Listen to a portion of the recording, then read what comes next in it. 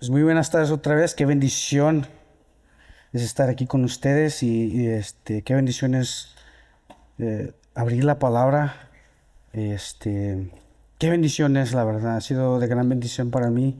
Ahorita estoy leyendo otra vez el libro de Isaías y donde el Señor me guió y ha sido una gran bendición.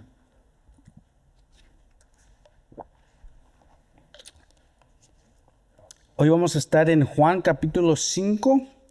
Vamos a ver versículo 1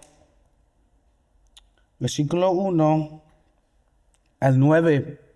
Y va a ser solamente la primera parte del versículo 9 y vamos a terminar porque la siguiente semana, si Dios lo quiere, vamos a comenzar ahí. Y se trata del día de reposo. Vamos a empezar la siguiente semana. Pero vamos a poner ese tiempo, vamos a poner ese tiempo en las manos del Señor, que sea Él que nos guíe, que nos enseñe a través de su Espíritu Santo, a través de su palabra. Vamos a orar. Señor, te pedimos otra vez, Señor, que seas tú que nos guíes a través de tu palabra, que nos enseñes, Señor, algo nuevo o que nos recuerdes de cosas que se nos han olvidado. Tenemos la tendencia de hacer eso, que se nos olvida, y tú, sabiéndolo todo, nos conoces de que somos olvidadizos y por eso nos traes juntos, Señor, para recordar, para animar. Pongo ese tiempo en tus manos, Señor, que seas tú que hable a través de mí, que sea tu palabra que nos hable a nuestros corazones, que sea tu palabra que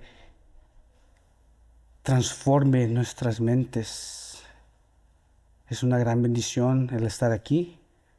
Úsame, Señor, soy tu siervo para tu gloria. Y lo único que quiero hacer, Señor, es exaltar tu nombre, glorificar tu nombre. Muchas gracias, Señor, en el nombre de Jesús. Amén. Antes que nada, me gustaría empezar. El Señor me dio una imagen.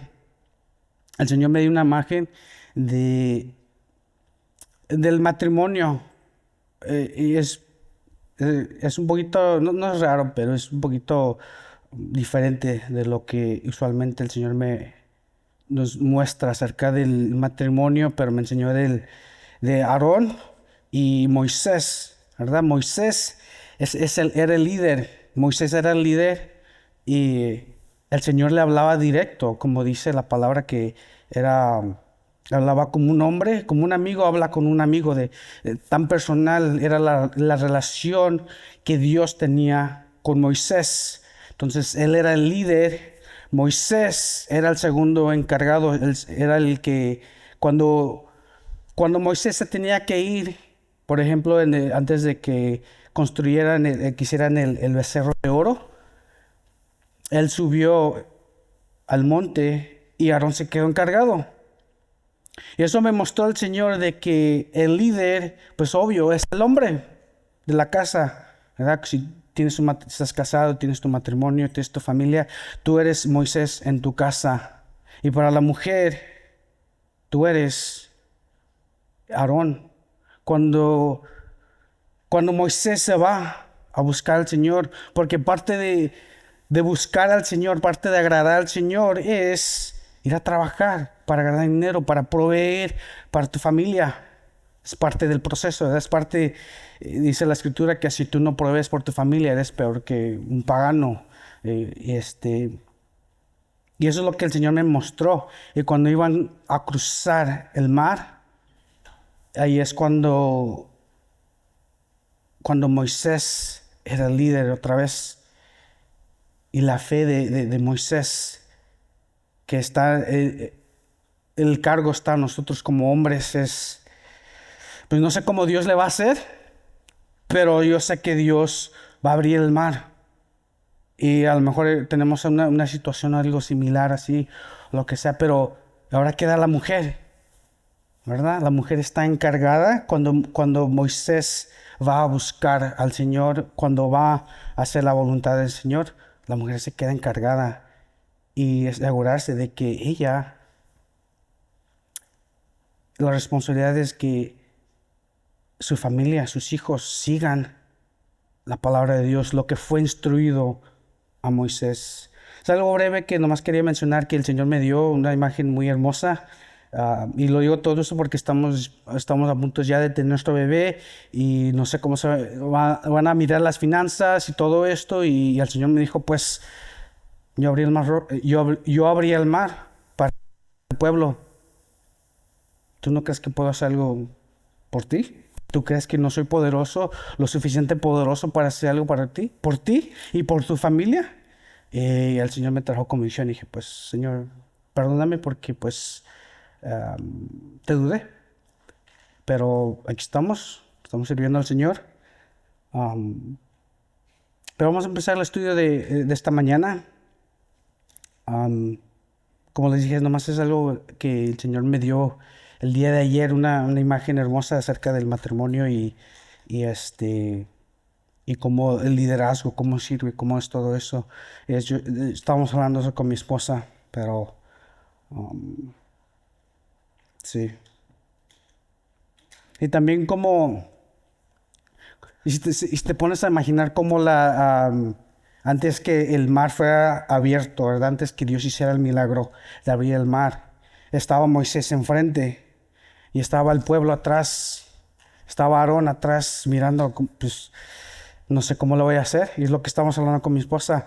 La responsabilidad de la esposa es someterse y tener nomás un poquito de fe. Dios nos requiere que tengamos un montón de fe. Eso es lo que vamos a ver el día de hoy. Pero y como líder es guiando otra vez lo que el Señor ha dicho, guiando a tu familia por lo que Dios ha dicho, lo que Dios te ha dicho a ti. Pero vamos a leer el versículo 1 al 9 y luego vamos a empezar a desmenuzar un poquito que dice. Después de esto se celebra la fiesta de los judíos y Jesús subió a Jerusalén. Y ahí en Jerusalén,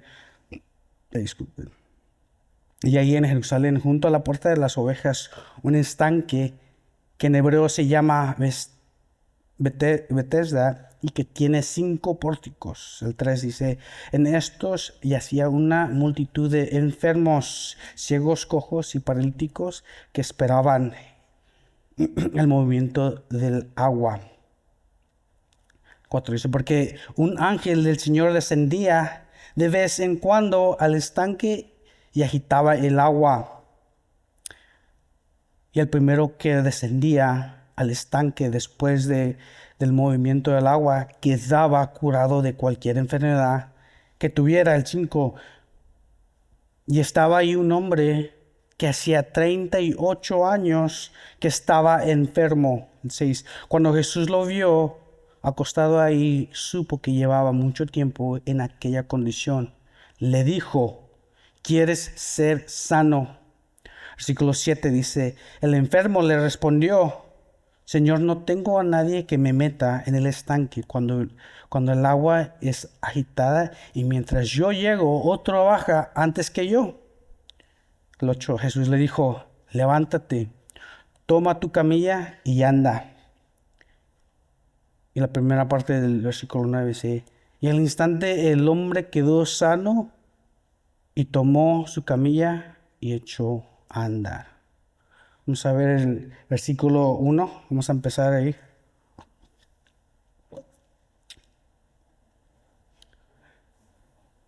Dice, después de esto se celebra una fiesta de los judíos. Y Jesús subió a Jerusalén. No sabemos cuál fiesta. Juan no nos dice la fiesta que se estaba celebrando en ese tiempo. Pero lo más importante es de que Jesús, y tenía que ser importante la fiesta de los judíos, una fiesta de los judíos, la cualquiera que fuera sido, tenía que ser importante porque Jesús llegó. Y era más probable, a lo mejor era la Pascua, pero lo importante de todo esto, de que podemos ver en este versículo, es de que vemos la obediencia de Jesús, la obediencia hacia el Padre. Porque como vemos en Deuteronomio 16:16, Es un mandamiento a los judíos, a cada hombre. Dice, tres veces al año se presentarán todos tus varones delante del Señor, tu Dios, en el lugar que Él escoja, en la fiesta de los panes sin levadura, en la fiesta de las semanas y en la fiesta de los tabernáculos. Y no se presentarán con las manos vacías delante del Señor. Entonces era un mandamiento para todo hombre judío. Y aquí vemos otra vez un perfecto ejemplo de Jesús, la obediencia de Jesús. Y Jesús no vino a crear la ley, eso lo sabemos, eso lo hemos visto y eso creo que es muy obvio. Las escrituras, si tú lees todo el Nuevo Testamento, te vas a dar cuenta de que Él no vino a quebrar la ley. Y si te pones a pensar, Jesús empezó su ministerio como a los 30 años, pero antes de esto no sabemos lo que estaba haciendo. Sabemos que era carpintero, estaba trabajando duro con sus manos. Su papá, José, su padre terrenal, le enseñó. Él era carpintero, él sabía cómo trabajar con sus manos y otra vez eso es otro ejemplo de seguir. Es trabajar duro con nuestras manos a lo que sea para proveer por nuestra familia. El trabajo es muy importante. Pero aparte de ser carpintero, aparte de enfocarse en su familia, de hacer todo esto, te puedes imaginar que lo que él estaba haciendo en su tiempo era estudiar las escrituras. Y otra vez, y todo esto parece que es un ejemplo perfecto para seguir. ¿Y cómo iba a seguir la fiesta? ¿Cómo iba a saber él si no estudiaba las escrituras? ¿Y cómo iba a saber todo lo que enseñó a sus discípulos? ¿Cómo iba a saber todo esto? Sí, sabemos que es Dios, sí, pero también Él tuvo que poner el ejemplo, ¿verdad? Tuvo que poner el ejemplo de que estudiar las Escrituras es muy importante. Y de la misma manera nosotros, ¿cómo vamos a saber la voluntad de Dios para nuestra vida si no leemos y no sabemos su palabra? Vamos a ver el versículo 2, dice: Y ahí en Jerusalén, junto a la puerta de las ovejas, un estanque que en hebreo se llama Betesda y que tiene 5 pórticos, dice. La puerta de las ovejas. Eso lo vemos, es mencionada en Nehemías capítulo 3, versículo 1, dice: Entonces el sumo sacerdote Elisib se levantó con sus hermanos los sacerdotes y edificaron la puerta de las ovejas, y la consagraron y asentaron sus hojas. Aquí vemos que es mencionado la puerta de las ovejas. Y no vemos mención de este estanque, o más bien que viene siendo como una alberca que menciona Juan. Y algo más interesante es de que Juan es el único que nos menciona esta alberca, este estanque. Los otros evangelios, los evangelios sinópticos, no mencionan esta porción de escritura. Y estaba platicando con mi esposa de esto, estábamos brevemente y le dije, no sé por qué, eso se me hace un poquito raro que Juan incluyó esto y por qué esto está en la palabra. Y por qué Juan nos cuenta esto que los otros evangelios no nos menciona, que Mateo, Lucas ni Marcos nos menciona. Y que si soy honesto, como le dije a ella, le dije a mi esposa, como que no cuadra con lo que el resto del evangelio nos quiere enseñar. Pero voy a dar mi opinión y lo que el Señor me enseñó acerca de esto, de estos versículos. Más adelante voy a decir por qué yo creo que por qué Juan incluyó estos versículos, y como vamos a ver el versículo 3. Dice, En esto yacía una multitud de enfermos, ciegos, cojos, paralíticos, que esperaban el movimiento del agua. Esta multitud estaba esperando, pero no en Dios. Estaban esperando a este ángel que viniera a mover el agua. Y eso es lo que nos encontramos en el mundo de hoy. Es de que quieren un milagro, pues, y lo quieren ya. Y no están esperando en Dios. Y si es que esperan en Dios, según, les nomás buscan a Dios por lo que Él ofrece. No están buscando a Dios por una relación. No están buscando el corazón de Dios. Están buscando los milagros.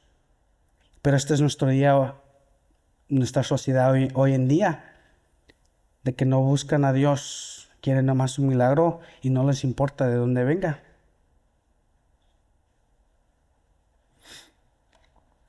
Buscan un milagro en otros lugares, pero menos en Dios. Vamos a ver el versículo 4, dice: Pero un ángel del Señor descendía de vez en cuando al estanque y agitaba el agua. Y el primero que descendía al estanque después del movimiento del agua quedaba curado de cualquier enfermedad que tuviera. La pregunta viene siendo, esta era una leyenda, algo que pues la gente inventó. Esa es una de mis primeras preguntas que salió. Dije, pues, no sé. Pero ahí nos dice, Juan nos dice que había una multitud y esta multitud creía esto ser verdad, creía que yo le llamo una leyenda. Pero otra vez hay una razón por qué Juan nos dice esta historia. En Segunda de Reyes 5:10 dice: Y Eliseo le envió un mensajero diciendo: Ve y lávate en el Jordán 7 veces, y tu carne se restaurará y quedarás limpio. Y después de eso, Naam es el quien le manda el mensaje. Naam se enoja y le dice, yo pensé, y básicamente dice que pensaba que Eliseo iba a venir, iba a mover su mano y la lepra se le iba a curar. Pero vemos en Segunda de Reyes 5:14 que después de enojarse, después de hacer básicamente como yo lo veo, es un berrinche, hace lo que Eliseo hizo. Dice, entonces él bajó y se sumergió 7 veces en el Jordán conforme a la palabra del hombre de Dios. Y su carne se volvió como la carne de un niño pequeño y quedó limpio. Y esa es la única escritura que encuentro que es poquito parecido en lo que vemos en esta parte de Juan. Vamos a ver el versículo 5, dice: Y estaba ahí un hombre que hacía 38 años que estaba enfermo. No sabemos la enfermedad de este hombre. Juan no nos dice que era un paralítico, pero por la descripción más probable que sí era un paralítico. Pero otra vez no sabemos si era un paralítico o cualquier otra enfermedad. El punto es de que no podía caminar. Y traía su camilla y todo, como digo, por la descripción que nos da, a lo mejor sí era, pero no nos dan detalles. Vamos a ver el versículo 6, dice: Cuando Jesús lo vio acostado ahí y supo que ya llevaba mucho tiempo en aquella condición, le dijo: ¿Quieres ser sano? Este hombre lleva 38 años con esta enfermedad. Y te puedes imaginar sin duda que este hombre batallaba a llegar a este lugar donde se encontraba como yo le llamo, una alberca, un estanque donde venía el ángel. Él batallaba año tras año llegar a este lugar, batallando, no sé cuánto, me imagino que le duró un buen tiempo. Pero llevaba mucho tiempo enfermo y esperando ser sano. solo para ser decepcionado. Pero eso es lo que pasa cuando pones tu fe y confianza en otras cosas, en otros dioses con D minúscula. Porque el único Dios poderoso es el que conocemos, el que conoce de la Biblia.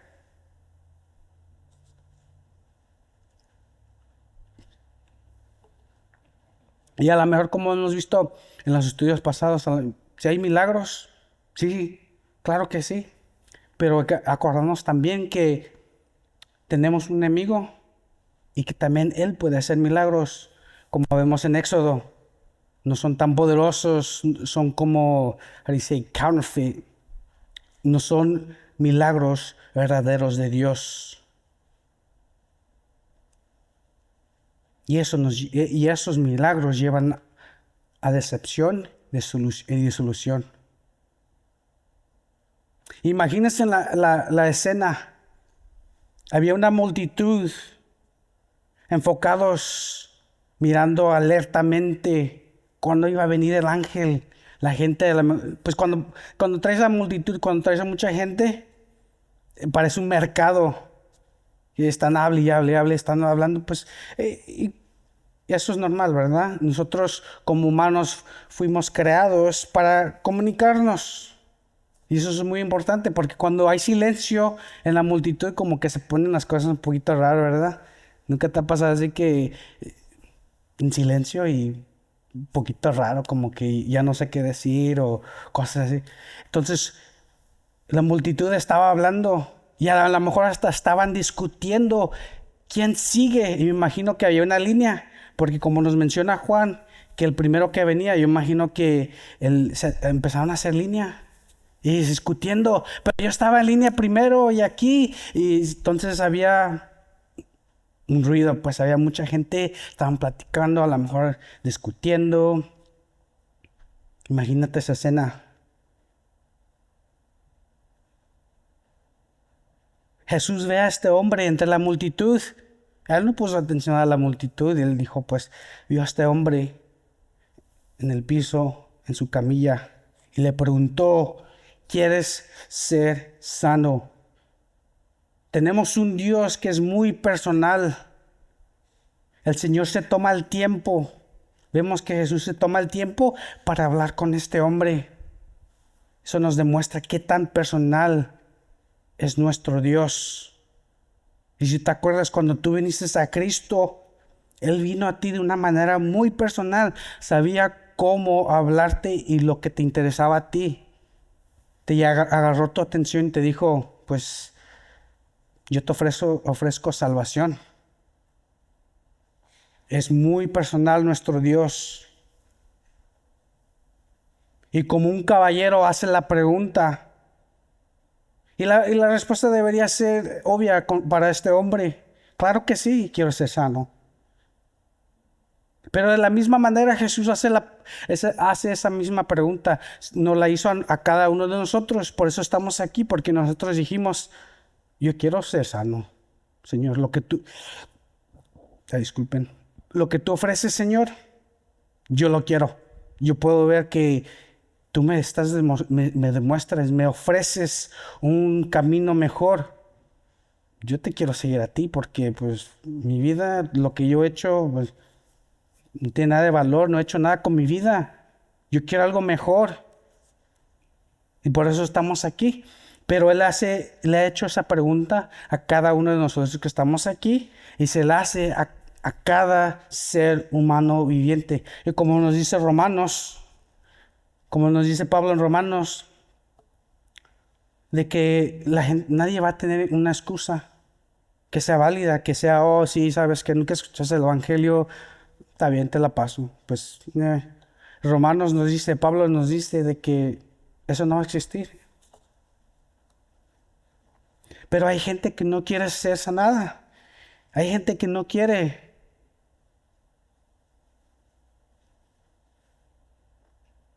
Jesús le hace la pregunta otra vez a cada ser humano que si quieres ser salvo.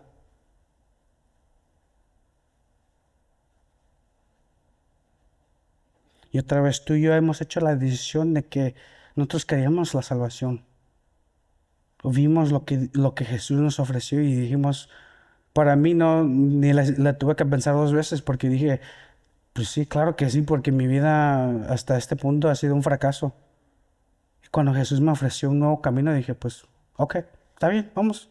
No sé qué, no sabía en lo que me estaba metiendo, no sabía, qué tan difícil iba a ser, pero ha sido una, una jornada que no la cambiaría por nada. Pero hay gente allá afuera en el mundo y a lo mejor tú y yo a lo mejor tú has conocido, has platicado con gente que básicamente dice, prefiero el infierno. Porque básicamente al rechazar a Jesús y el sacrificio que ha hecho, eso es lo que estás decidiendo. Esa es la decisión. ¿Es salvación o condenación? Así de fácil. No hay intermedio. No digamos que a lo mejor soy salvo, ya después ahí es condenación o es salvación. Así de fácil, así de simple. Y otra vez, Pablo nos enseña de que nadie va a tener la excusa de que yo nunca escuché el evangelio o yo no sabía. Vamos a ver el versículo 7. Dice, el enfermo le respondió, Señor, no tengo a nadie que me meta en el estanque cuando el agua es agitada, y mientras yo llego, otro baja antes que yo. Este hombre no tenía mucha esperanza,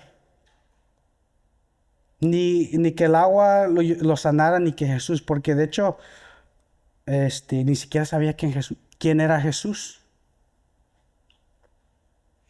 Tan cerca y a la misma vez tan lejos de ser sano. Y la pregunta viene siendo ¿hay algo imposible para Dios? ¿Hay algo que Dios no pueda hacer? No hay nada imposible para nuestro Dios. Y este hombre se encontraba en una situación difícil. Imposible para este hombre ser sano en la situación que él se encontraba. Porque otra vez me imagino, no nos dice Juan, pero me imagino que había una línea, porque había una multitud que querían esperar llegar al estanque, a que viniera el ángel, para que cuando viniera el ángel, el primerito se metiera al agua y sería sano. Entonces tenía que esperar, y como dice él, cuando quiero llegar, dice, cuando estoy batallando a llegar, dice, ya se fue el ángel, ya la sanación se fue.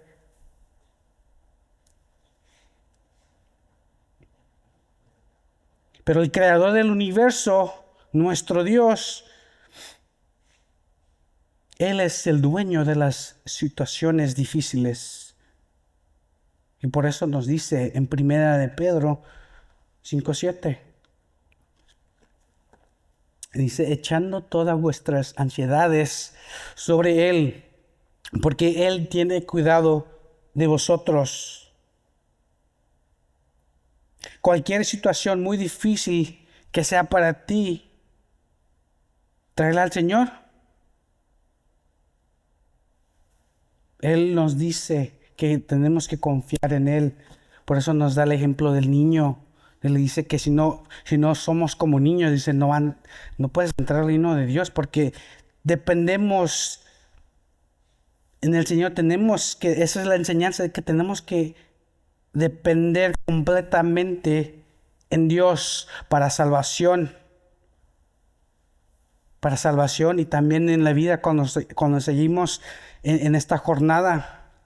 Porque la pregunta no es de que si es que tengamos, si es que vienen las tribulaciones, es cuando vienen las tribulaciones, cuando vienen las pruebas, es cuando vengan esas pruebas. Traerlas al Señor, traérselas al Señor.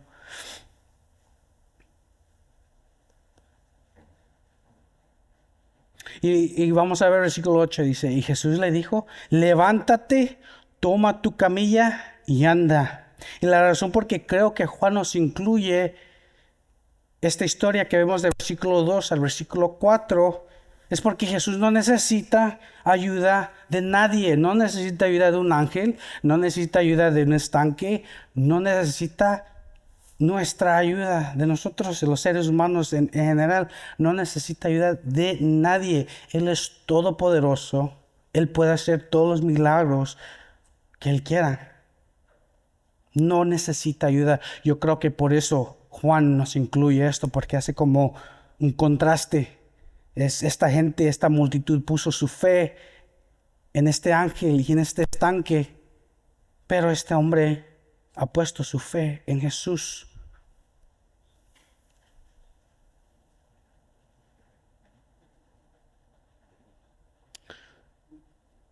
Jesús es la fuente de poder para hacer todo milagro. No hay nada imposible para Él. El milagro que hizo Jesús al restaurar a este hombre es más grande de todos los milagros que ese ángel pudo haber hecho con ese estanque. De hecho, la Biblia nos enseña de que los ángeles se sujetan a Jesús. Entonces, sin Jesús, los ángeles no existen.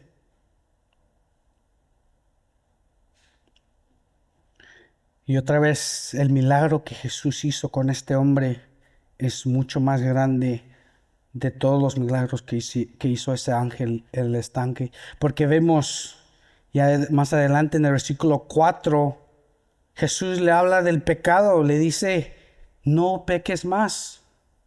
Entonces nos dice que lidió no solamente con su enfermedad física, pero también con su enfermedad espiritual, pero no sus pecados.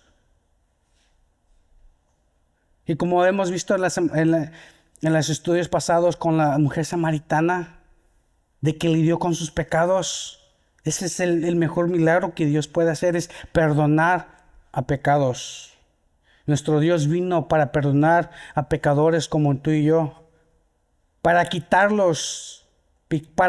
pecados, como nos enseña Hebreos, de que los animales, los sacrificios, dice, nunca pudo quitar los sacrificios, nunca pudo quitar los pecados. Pero cuando vemos, dice, pone el enfoque en lo que Jesús hizo, Él quita el pecado. No es de que los cubre, como vemos en el Antiguo Testamento con el sacrificio de animales, pero Él quita los pecados. Quita tus pecados, los tuyos y los que vas a hacer en el futuro, todo lo que hiciste en el pasado. Él quita los pecados. Algo que ese ángel nunca pudo haber hecho. Porque la Biblia nunca nos enseña de que los ángeles pueden quitar pecados. Eso es antibíblico. Y si escuchas eso es una herejía. Nunca he escuchado eso, pero no me sorprendería si hay una enseñanza así. Nadie puede perdonar pecados, solamente Dios. Y Juan no menciona fe. Y otra vez este hombre ni siquiera sabía quién era Jesús. Y otra vez Jesús le pregunta, ¿quieres ser sano? Y él responde, no hay nadie que me lleve al agua. Su fe estaba en este ángel que viniera a mover el agua. Pero cuando Jesús le dijo, levántate, toma tu camilla y anda, ahí su fe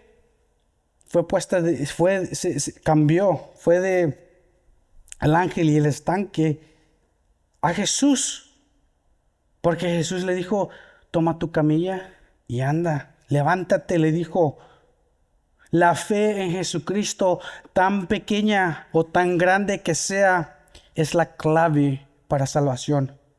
Como nos dice en Mateo 17:20, dice, Él les dijo, por vuestra poca fe, dice, porque en verdad os digo que si tenéis fe como un grano de mostaza, dirás a este monte, pásate de aquí y allá y se pasará, y nada os será imposible. Otra vez, la fe, sin importar qué tan pequeña sea tu fe. Si está en Dios, hay salvación. Y si está en Dios, hay esperanza. No importa, Dios no requiere que tengamos una fe grandísima, que podamos mover montañas. Él nos pide nomás un granito de mostaza. La fe puesta en Dios. Hay perdón de pecados y hay una... ¿Qué más? ¿Qué es algo otra vez? ¿Hay algo imposible para Dios? Claro que no. Vamos a ver versículo 9, y esa es la primera parte, y ese es el último que vamos a ver.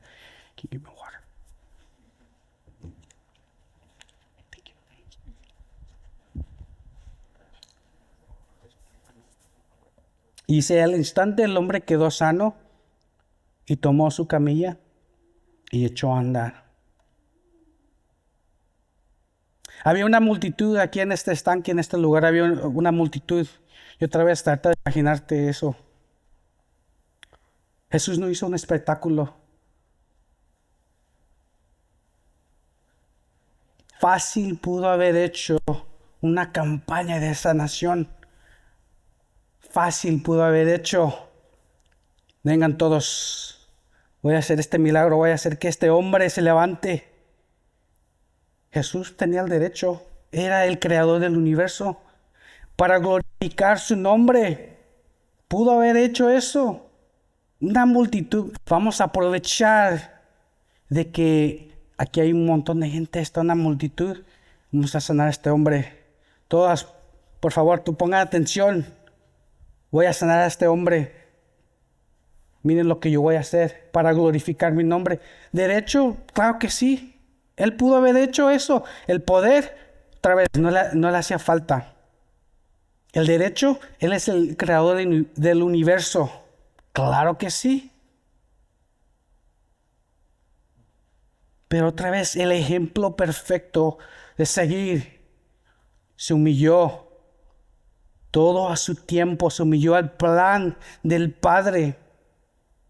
La obediencia al Padre. Y también nos enseña de que Dios hace todo por un propósito. Y es porque esto nos va a llevar a la enseñanza de que Jesús mismo es el Señor del día de reposo.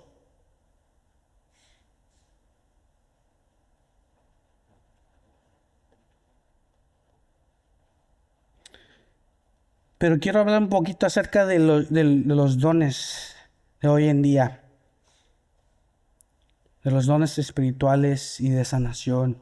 Y todo lo que vemos hoy en día. El enfoque que hoy es en día.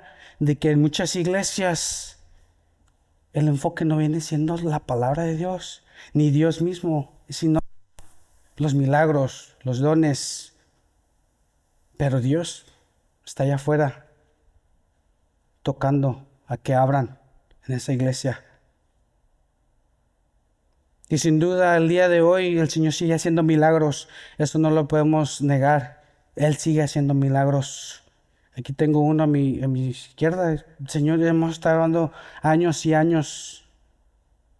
Y finalmente el Señor quiso abrir el vientre de mi esposa y aquí estamos. Milagro. Pero otra vez todo en contexto, como nos enseña la palabra. Todo conforme a las Escrituras. Si puedes abrir tu Biblia ahí en 1 Corintios, versículo, vamos a ver el 12. Vamos a leer una gran porción de esto, pero es para...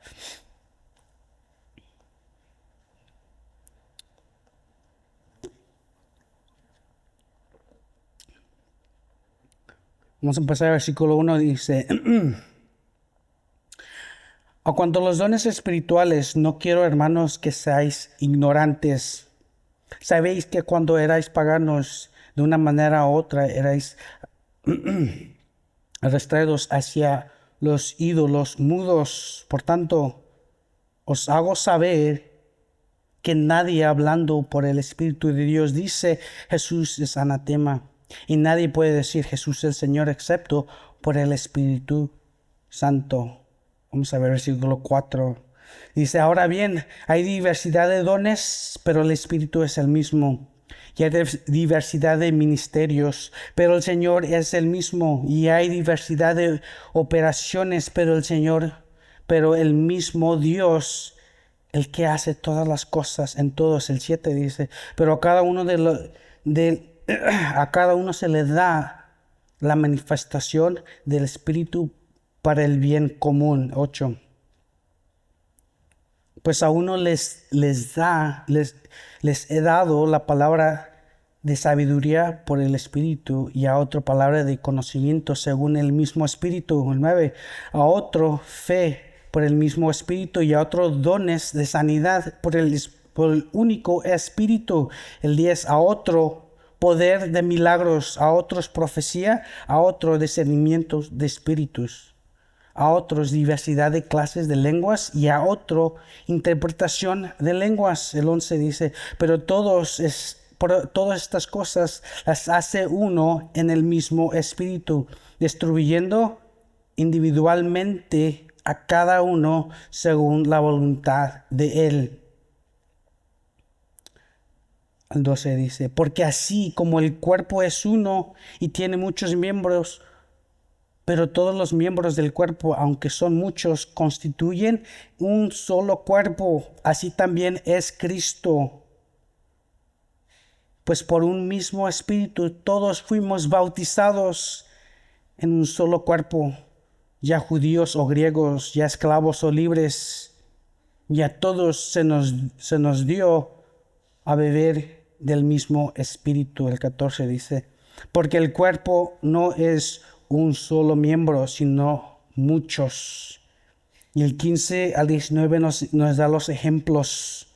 Vamos a ver el versículo 20.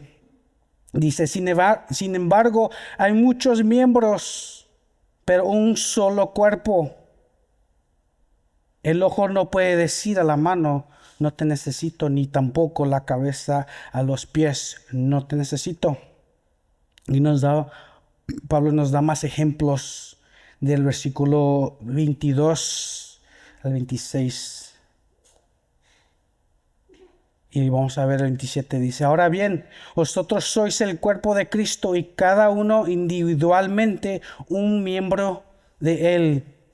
28. Y en la iglesia Dios ha designado primeramente apóstoles, en segundo lugar profetas, en el tercer lugar maestros, luego milagros, después dones de sanidad, ayudas, administraciones, diversidad clases de lenguas. 29 dice, ¿acaso son todos apóstoles? ¿Acaso son todos profetas? ¿Acaso son todos maestros?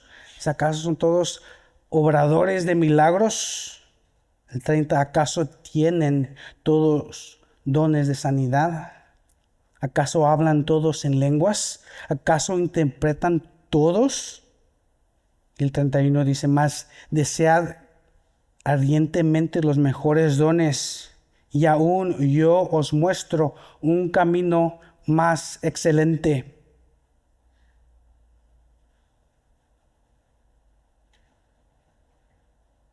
Y vamos a ver versículo 13. Capítulo. Vamos a brincarnos al capítulo 13 que dice el 1 y el 2. Si yo hablara lenguas humanas y angélicas, pero no tengo amor, he llegado a ser como metal que resuena, a címbalo que retiñe. Y si tuviera el don de profecía y entendiere todos los misterios y todo conocimiento, y si tuviera toda la fe como para trasladar montañas, pero no tengo amor, nada soy. El 3. Y si diera todos mis bienes para dar de comer a los pobres, y si entregara mi cuerpo para ser quemado, pero no tengo amor, de nada me aprovecha. Y vamos a ver el capítulo 14, el versículo 12 dice, y esta es la clave, en el 13 y el 14 dice, así también vosotros, puesto que anheléis dones espirituales, procurad abundar en ellos para la edificación de la iglesia. Y el 14, 26 nos dice, ¿qué hay que hacer? Pues hermanos, cuando os reinamos, dice, cada cual aporte salmo, enseñanza, revelación, lenguas o interpretación. Aquí viene y dice, que todo se haga para edificación. Primera de Corintios 14:36, ahí mismo dice, porque Dios no es Dios de confusión, sino de paz, como en todas las iglesias de los santos. Hay mucho que decir de estos versículos y los dones de hoy en día, los milagros, todo otra vez en contexto, que todo sea en amor, que todo sea para la edificación de la iglesia. Y una de las cosas que quiero decir también es de que hoy en día no hay apóstoles. Ese puesto ya no existe, porque primeramente uno de los requisitos para ser apóstol es ser testigo ocular de Jesús, de su ministerio, desde su bautismo hasta cuando Él descendió al cielo. Y creo que pues nadie ha llegado a ver eso. Por eso ese puesto ya no existe. Y ahora profetas. En ese tiempo, en el contexto es un poquito diferente. Por eso Pablo menciona profetas y luego en el capítulo 14 también dice de que, ¿cómo dice? Que no busquen hablar en lenguas, sino que más bien profeticen. Pero el contexto para nosotros hoy en día, profetas tampoco ya no existen, porque todo ya ha sido revelado. Y como nos dice en el último libro, en Apocalipsis, dice que si quitas de su palabra, dice, o si le añades a su palabra, dice, Él traerá, dice, las plagas que están escritas en este libro. Entonces hay consecuencias. Profetas, apóstoles otra vez no existen. Ese puesto ya no existe. Y luego también los profetas, porque todo ya ha sido revelado.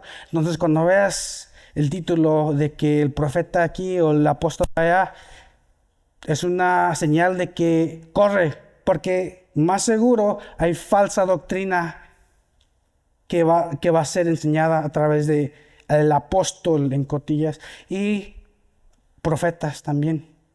Otra vez, los demás todavía existen, el de lenguas todavía existe.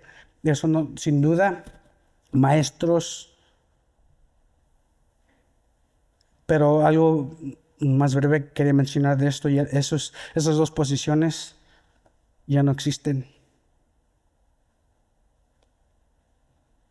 Y ahora, también hoy en día en muchas iglesias el enfoque, dependiendo de la iglesia que vayas, va a ser milagros, va a ser de lenguas, otras cosas, ¿verdad? Pero como Pablo nos enseña que todo para la edificación de la iglesia, para todo es para edificación, también para tu familia.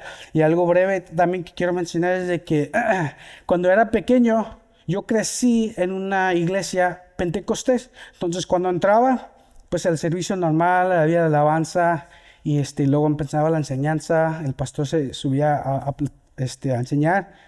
Y a veces, de vez en cuando, de repente se paraba una hermana a hablar lenguas, a interrumpir el servicio. Y esto lleva en contradicción lo que dice Pablo en 1 Corintios 14:33, que dice, porque Dios no es un Dios de confusión. Entonces, todo lo opuesto, tenemos un Dios de orden, todo en orden. Y luego la otra es de que yo como niño, cuando escuchaba a esa hermana que se paraba a hablar en lenguas, a mí me daba miedo. Y luego Esa es otra, porque dice que sino de paz, dice, tenemos un Dios de paz. Entonces, si no hay paz, es otra señal de que no es de Dios. Y aquí va la otra, interpretación. Eso es lo que Pablo nos enseña en primera de Corintios, de capítulo 13 hasta el 14. Te reto que lo leas y vas a aprender mucho de cómo el orden, cómo debe ser el orden de estos dones de las lenguas, de milagros, todo en orden. Y otra vez, como les digo, a mí me daba miedo y no había interpretación. Y ya después, cuando fui creciendo y me acordé, dije, oh, pues lo que se hacía en esa iglesia no era bíblico. Porque a mí me daba miedo.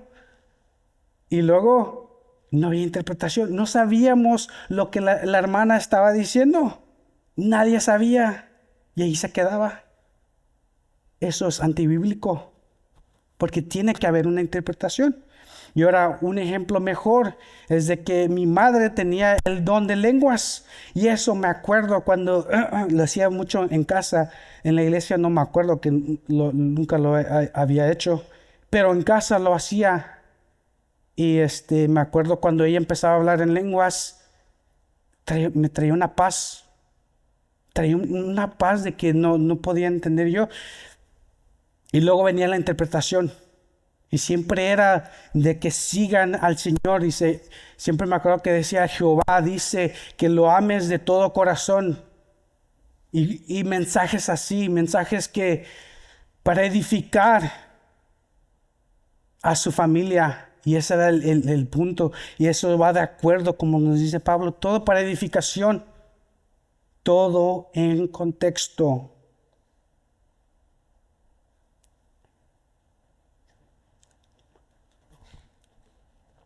Y algo personal que el Señor a mí me ha dado es la interpretación de sueños.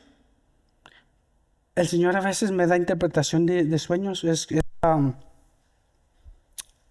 Y nos pasa todo el tiempo, pero hay a veces donde mi familia viene y dice, tuve este sueño y aquí, tiempo después, el Señor me da la interpretación. Uno de esos ejemplos fue cuando mi hermano tuvo un sueño de que su familia estaba siendo atacada espiritualmente. Es cuando apenas habían dado su vida al Señor, se habían acabado de bautizar. Ella tuvo un sueño de víboras debajo de su cama y que la niña andaba agarrando las víboras. Tenía una hija de 5 años y que la niña agarraba las víboras y que andaba espantando a todos. Pues yo dije, pues no sé qué significa eso. Le dije, pues ahí quedó. Pues nomás dije, pues vamos a orar que no sea nada grave o que no sea algo peor. Pues es básicamente lo que le dije. Esa misma noche me acuerdo, el Señor me levantó como a las 2 de la mañana y me dio la interpretación. Me dijo, le tienes que decir esto a tu familia, esto y esto y esto y esto. Y dije, pues, y yo empecé a escribir todo. Dije, pues, porque era bastante. Y dije, ok, Señor, pues yo creo que eso es de ti. Vamos a escribir. Y ya luego después en la mañana les mandé el mensaje y les dije, eso es lo que el Señor me dijo, lo que significa tu sueño. Y ahí está. Pero otra vez, para edificación de su pueblo, para edificación de los demás. Todo en contexto. Y como el Señor dice, como vemos en José, en Génesis, que dice, Dios dará la interpretación. Yo así también lo veo. A veces mi esposa me dice sus sueños aquí que son también locos, que pasó esto y esto. Y le digo, pues, si Dios quiere, Él va a dar la interpretación. No se trata de mí, no se trata de que yo tengo todos yo tengo el don de revelar sueños, de interpretar sueños, y si tú me dices tu sueño, te lo voy a decir lo que significa. Si Dios quiere, no se trata de mí. Y eso es algo similar también que mi madre me acuerdo que decía, porque luego me acuerdo que ella me contaba que ella hablaba en lenguas y a solas con el Señor. Y dice, pero es cuando Él quiere usarme de esta manera. Y de lo que yo me acuerdo, dice que era algo especial, algo muy íntimo. Dice, porque hablaba en un lenguaje que ella no entendía, pero Dios le daba la interpretación a ella misma. Es algo personal otra vez. Es bíblico. Porque no lo está haciendo en público, no está interrumpiendo el servicio. Eso es bíblico, todo en contexto. Entonces hay que tener cuidado, ¿verdad? Tenemos que estar siempre cuidando nuestra familia, más que nada los pequeños. Porque si alguien empieza a hablar en lenguas y a los pequeños les da miedo, a nosotros nos da miedo, otra vez no hay paz. Eso es, la Escritura nos enseña, y luego interrumpiendo, y luego si no hay interpretación, todas estas cosas. Y también de los profetas, si se dicen, ahí viene el profeta aquí, el profeta allá, a hacer milagros de sanación aquí, y la palabra. Y luego otra vez, esos puestos ya no existen. Todas estas cosas hay que tener cuidado, porque sé que debemos, y sí, los reto, y debemos de estar buscando a otros maestros. Eso es lo que yo hago entre la semana. Me voy al gym o lo que sea, y pongo mis audífonos y empiezo a escuchar enseñanzas de otros pastores que tienen más conocimiento que yo, que tienen más entendimiento de ciertas cosas, de profecías y aquí. Claro que sí, pero cuidado, porque hay mucha falsa doctrina allá afuera. Y esas son las ¿cómo se dice? Las red flags, las advertencias que tienes que estar viendo. Se llaman profetas, se dicen llamar profetas, se dicen llamar apóstoles, se dicen que tienen los dones de sanación y que si tú les mandas dinero te van a... Todo esto, buscar y ver y cómo conducen su servicio, todo en orden, todo bíblico. Y esta es nuestra meta en esta iglesia, es de que todo sea en orden, conforme a la Escritura, conforme a las palabras de Dios. Pero el día de hoy Jesús sigue haciendo milagros. Pero otra vez todo es para su gloria, todo para edificar a su pueblo. Vamos a orar. Señor, te damos gracias por tu palabra. Te damos gracias, Señor, que eres bien claro y nos dices de que pues eres un Dios de orden.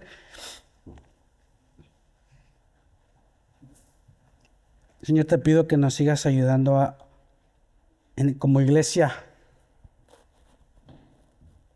Como iglesia, Señor, ayúdanos como un cuerpo, ayúdanos a seguir en tu palabra, que es lo más importante, seguir, de no tratar de añadir, quitar, moldear la palabra como nos agrada a nosotros, o que nos haga sentir cómodos, o que haga sentir a los de afuera cómodos para que venga más gente, Señor. Ayúdanos a seguir estudiando tu palabra y a seguir, Señor, enseñando tu palabra conforme tu interpretación, no la de nosotros, no lo que pensemos que estaba bien, sino lo que tú nos dices, Señor, como pueblo, como tu gente. Ayúdanos, Señor, a seguir con esta enseñanza de la sana doctrina. Señor, te pido que nos sigas dando un anhelo, un hambre por tu palabra. A cada uno de nosotros, Señor, te pido, te ruego que nos des un anhelo por tu palabra.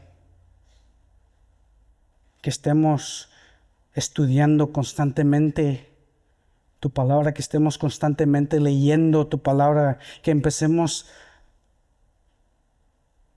a memorizar escrituras que vamos a ocupar cuando vengan las pruebas. Cuando venga la tentación, que usemos tu palabra, Señor, para edificación no solamente de nosotros, pero para los demás, para que seas glorificado a través de nosotros, a través de tu palabra. Ayúdanos, Señor, guíanos a través de esta semana. Que seas tú, Señor, que nos llene y que renueva nuestra mente, que toques nuestros corazones para que podamos glorificar tu nombre. Te damos gracias en nombre de Jesús.